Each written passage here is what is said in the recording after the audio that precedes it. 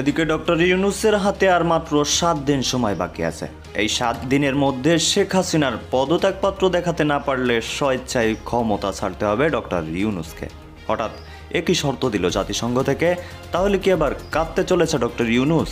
রাষ্ট্রপুঞ্জ থেকে বলা হয়েছে আগামী 7 দিনের মধ্যে যদি শেখ হাসিনার পদত্যাগপত্র সাবমিট করতে না পারে ইউনূস গভর্নমেন্ট, তাহলে কিন্তু সঙ্গে সঙ্গে এই ইউনূস গভর্নমেন্ট যেটা তাদেরকে একেবারেই অবৈধ বলে ঘোষণা করে দেওয়া হবে। ডোনাল্ড ট্রাম্প তার ফেসবুক আইডি থেকে পোস্ট দিচ্ছেন যে শেখ হাসিনা বাংলাদেশে ফিরে আসবেন খুব শীঘ্রই। তিনি শেখ হাসিনাকে বাংলাদেশে ফিরিয়ে নিয়ে আসবেন। ঢাকার অভিজাত এলাকায় চলছে গোপন বৈঠক।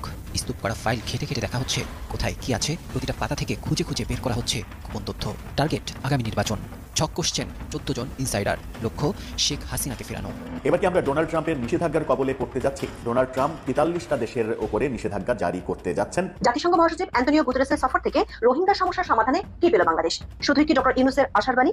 আন্তর্জাতিক সহায়তা। দর্শক, দেশ প্রবাস দূরে কিংবা কাছে বসে যারা দেখছেন, আশা করি সবাই ভালো আছেন। দর্শক, এই মুহূর্তে পাওয়া খুবই গুরুত্বপূর্ণ এবং এই বছরের বা এই মাসের সব থেকে গরম খবর আপনারা দেখতে চলেছেন।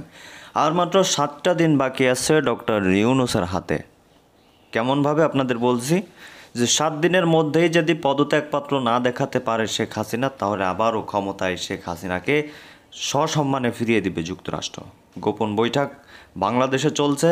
শেখ হাসিনাকে কীভাবে দেশে ফিরানো যায় তা নিয়ে 7 থেকে 8 জন ভারতীয় গোয়েন্দা শেখ হাসিনার জন্য বাংলাদেশে নিরাপদ আশ্রয়স্থল এবং নিরাপদ এয়ারপোর্ট খুঁজতেছে। রীতিমতো তাদের সেই কাজকাম, তাদের সেই বৈঠকগুলো ভাইরাল হয়েছে, আমরা দেখব। দর্শক, কথা না বাড়ে চলুন আমরা দেখে আসি। পশ্চিমবঙ্গের একজন বিশ্লেষক তিনি কিন্তু ডাইরেক্ট ঘোষণা দিয়ে দিয়েছেন যে মাত্র 7টা দিন বাকি আছে ডক্টর ইউনূসের হাতে। এই 7 দিনেই ফয়সালা হবে ডক্টর ইউনূসের ভাগ্য। তো দর্শক, কথা নয়, চলুন স্ক্রিনে। পুঞ্জ থেকে বলা হয়েছে আগামী 7 দিনের মধ্যে যদি শেখ হাসিনার পদত্যাগপত্র সাবমিট করতে না পারে ইউনূস গভর্নমেন্ট, তাহলে কিন্তু সঙ্গে সঙ্গে এই ইউনূস গভর্নমেন্ট যেটা সবাই আমরা বলি থাকি একটি ষড়যন্ত্র থেকে আসা অবৈধ সরকার, তাদেরকে একেবারেই অবৈধ বলে ঘোষণা করে দেওয়া হবে। আগামী 7 দিনের মধ্যে শেখ হাসিনার অ্যাজ এ প্রধানমন্ত্রী হিসাবে যে তিনি পদত্যাগপত্র দিয়েছিলেন সেটা রাষ্ট্রপুঞ্জে পাঠাতে হবে এবং পাঠালে তাকে দেখা হবে সেটা সঠিক কিনা এবং শেখ হাসিনার অরিজিনাল সই তাতে রয়েছে কিনা। যদি দেখা যায় যে হ্যাঁ, সেটা একেবারে শেখ হাসিনার পদত্যাগপত্র জেনুইন, তবে এই ইউনূস গভর্নমেন্ট যেটা করবে বা আপাতত তাকে স্বীকৃতি দেওয়া হবে। কিন্তু আমরা ভালো করে জানি যে ইউনূস গভর্নমেন্টের হাতে শেখ হাসিনার কোনো পদত্যাগপত্র নেই এবং শুধু ইউনূস গভর্নমেন্ট কেন, রাষ্ট্রপতি সহ সেনাপ্রধান কারুর কাছেই নেই, তার কারণ তিনি কোনো পদত্যাগপত্র দেননি। তাহলে কি হবে আসছি সেই বিষয়। খেলাটা কিন্তু সেই সময় খেলে দিয়ে চলে গেছিলেন শেখ হাসিনা, যে কোনো পদত্যাগপত্র তিনি দেননি। যদি দিতেন তাহলে মাঝে আজ থেকে মাস 3 আগে যখনই পদত্যাগপত্রর খেলাটা সামনে উঠে এলো যে উনি পদত্যাগ করেননি, তখনই বিভিন্ন সাইটে তার কিন্তু কপি আপলোড হয়ে যেত, সবাইকে দেখিয়ে দিত যে হ্যাঁ উনি পদত্যাগ করেছেন। কিন্তু কোথাও আপলোড হয়নি, কোথাও সম্মুখে আসেনি, তার মানে সেই পদত্যাগপত্র নেই। যদি থাকতো তাহলে ইউনূস গভর্নমেন্ট সবার আগে তার কপি জেরক্স হোক যে করে হোক তার কপি চারিদিকে সাবমিট করে দিত। নেই, তার জন্যই কিন্তু তখন থেকেই ইউনূস গভর্নমেন্ট একটু একটু একটু একটু করে ব্যাক ফুটে যাওয়া শুরু করেছে। তারা আসল খেলাটা বুঝতেই পারেনি যে এই খেলাটা 5ই আগস্ট কিন্তু খেলে দিয়ে চলে গেছিল এবং সেই খেলার রেজাল্ট তখন জানা যায়নি, এখন সেই রেজাল্ট সামনে এসছে।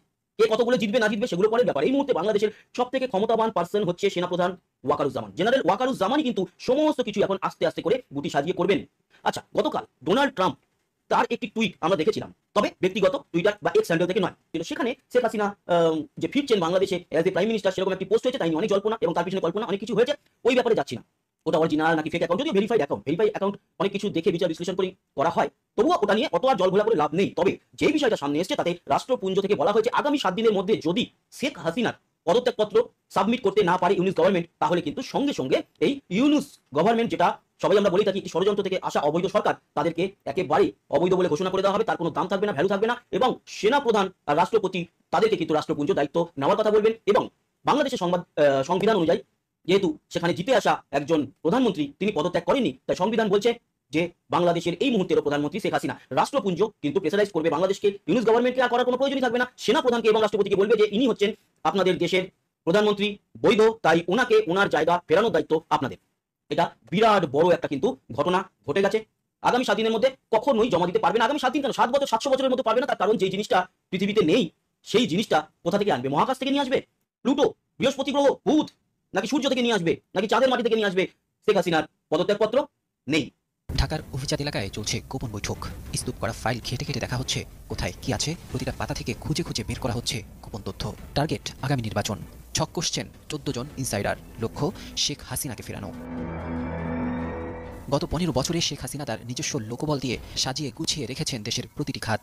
আয়া বুয়া থেকে শুরু করে উচ্চপদস্থ কর্মকর্তা সবাই যেন শেখ হাসিনার আস্থাভাজন লোকজন। এত সহজে এদের দমানো যাবে না, এটাই তো স্বাভাবিক। আর তাই তো শেখ হাসিনাও বর্ডারের ওপারে বসে গুনছেন দিনক্ষণ। এবার বেরিয়ে এসেছে আরও ভয়াবহ তথ্য। আগামী নির্বাচনে যেন শেখ হাসিনাকে ফিরিয়ে আনা যায়, সেই লক্ষ্যে একযোগে কাজ করছেন 14 জন ইনসাইডার, যাদের মধ্যে কিছু লোক ইতিমধ্যে অন্তর্বর্তী সরকারেও অন্তর্ভুক্ত হয়েছেন এবং খুবই সাবধানতার সাথে চালছেন তাদের চাল খুবই ধীরলয়ে। সম্প্রতি আল জাজিরার অনুসন্ধানী সাংবাদিক জুলকারনাইন সায়ের তার এক ফেসবুক পোস্টে লেখেন, অন্তর্বর্তীকালীন সরকারের কেন্দ্রস্থলে অবস্থিত কতিপয় উপদেষ্টা যারা অত্যন্ত দূরভিসন্ধিমূলক উদ্দেশ্য নিয়ে সরকারে প্রবেশ করেছে, তারা কিছুতেই সাধারণ নির্বাচনের মাধ্যমে দেশে একটি রাজনৈতিক সরকার যেন ক্ষমতায় আসতে না পারে সেই লক্ষ্যে কাজ করে চলছে। এই চক্র বাংলাদেশ সেনাবাহিনীর ভিতরও অস্থিরতা সৃষ্টির চেষ্টা করছে।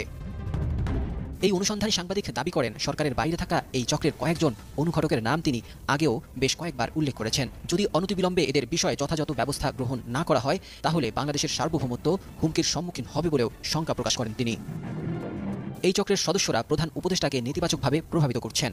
যথাসময়ে নির্বাচন অনুষ্ঠিত না হলে ডক্টর ইউনূসও সম্ভবত তার পদটি ত্যাগ করবেন, আর সেই সুযোগে তার পদটি বাগিয়ে নিতে সচেষ্ট রয়েছে ওই চক্র। সেই লক্ষ্যে তাদের পছন্দের একজনকে কিছুদিন আগে ক্যাবিনেটে নেওয়া হয়েছে বলে দাবি করেন এই অনুসন্ধানী সাংবাদিক। জুলকারনাইন সায়ের আরও লেখেন, উপদেষ্টা, সচিব, গুরুত্বপূর্ণ পদ, সামরিক বাহিনীর শীর্ষ কর্মকর্তা সব মিলিয়ে এদের মূল ইনসাইডারের সংখ্যা 9 জন, আর ভাইটাল আউটসাইড অ্যাক্টর আরও 5 জন। এছাড়াও আরও বেশ কয়েকজন রয়েছে এদের দলে। উপযুক্ত সময়ে তাদের নাম ও বিস্তারিত প্রকাশ করা হবে।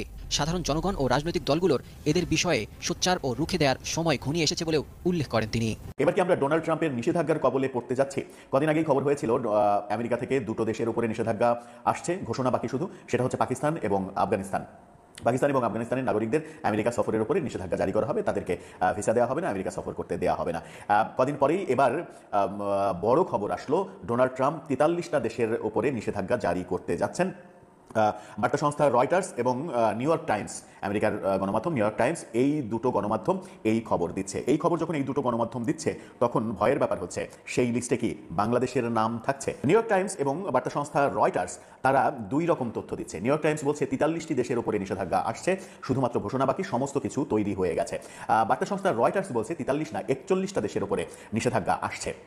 41 হোক কিংবা 43 হোক, সংখ্যাটা খুব কাছাকাছি এবং দুইটি গণমাধ্যমের রিপোর্টের সিমিলারিটিও রয়েছে। সুতরাং ডোনাল্ড ট্রাম্প যে একটা বড় খেলা খেলতে যাচ্ছেন এটা স্পষ্ট। সেই খেলার মধ্যে কি বাংলাদেশ আছে? বাংলাদেশের নাম থাকছে?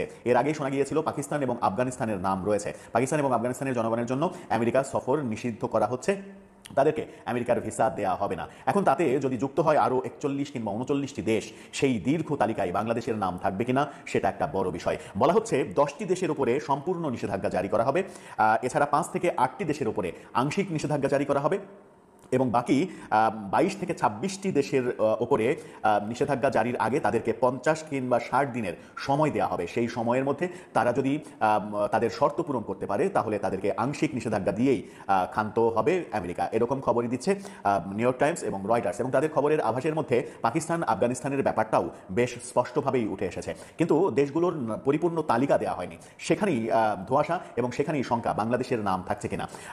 ডোনাল্ড ট্রাম্প প্রশাসনের সঙ্গে বাংলাদেশের বর্তমান যে উপদেষ্টা সরকার, সেই সরকারের সম্পর্ক যে ভালো না সেটা আমরা আগে থেকেই জানি। বাইডেন প্রশাসনের সঙ্গে দহরম মহরম সম্পর্ক ছিল এই সরকারের, কিন্তু আমেরিকার নতুন নির্বাচনে ডোনাল্ড ট্রাম্প ক্ষমতায় আসার পর থেকে সম্পর্কের নতুন মাত্রা যোগ হয়েছে এবং ডোনাল্ড ট্রাম্পের সঙ্গে ডক্টর ইউনূসের ঐতিহাসিক বিরোধও রয়েছে।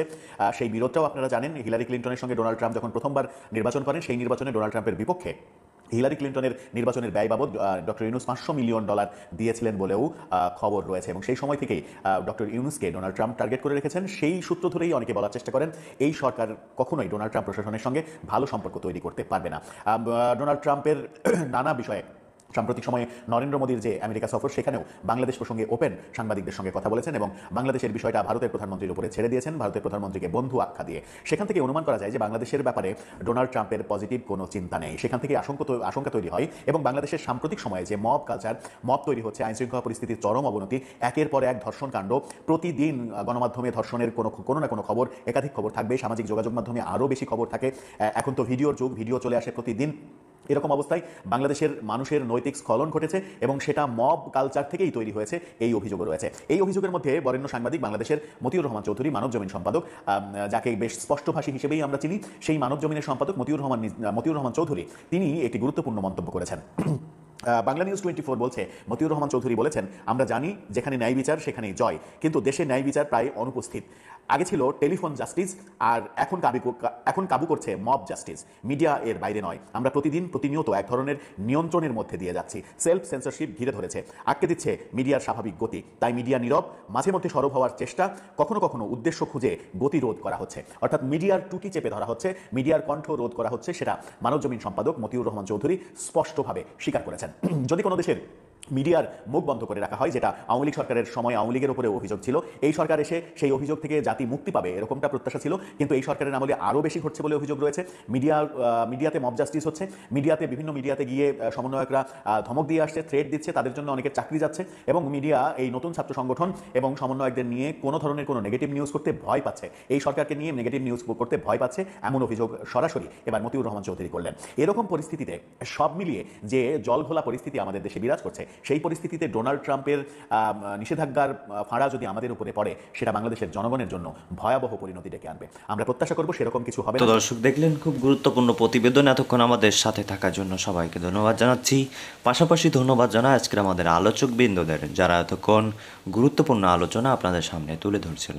দর্শক বন্ধুরা, এখন আপনাদের কি বলার আছে, আপনি কি বলতে চান, আপনার নিজস্ব ওপিনিয়নটা কমেন্টের মাধ্যমে সুন্দরভাবে ফুটিয়ে তুলবেন। দর্শক, আপনারা দেখছিলেন খুবই সুন্দর আলোচনা যে শেখ হাসিনা বাংলাদেশে আসবে, তবে একটু কাঠ খড় পোড়াতে হবে। যেহেতু জাতিসংঘ এই বিষয়টি নিয়ে হাতছাড়া দিয়েছে, সেহেতু কয়েকের ভিতরে একটা আওয়ামী লীগের জন্য সুখবর আসতে পারে কয়েকটা দিনের মধ্যে। দর্শক, তো কথা আর নয়, ভালো থাকুন, সুস্থ থাকুন, দেখা হবে অন্য কোনো ভিডিওতে। তার আগে বলে থাকি, যারা এতক্ষণ লাইক দেননি অবশ্যই লাইক দিয়ে আমাদের চ্যানেলটি সাবস্ক্রাইব করে পাশে রাখা বেল আইকনটি বাজিয়ে দিবেন, যাতে করে প্রত্যেক মুহূর্তের আপডেট আপনারা পেয়ে যান। তো ভালো থাকুন, সুস্থ থাকুন, আল্লাহ হাফেজ।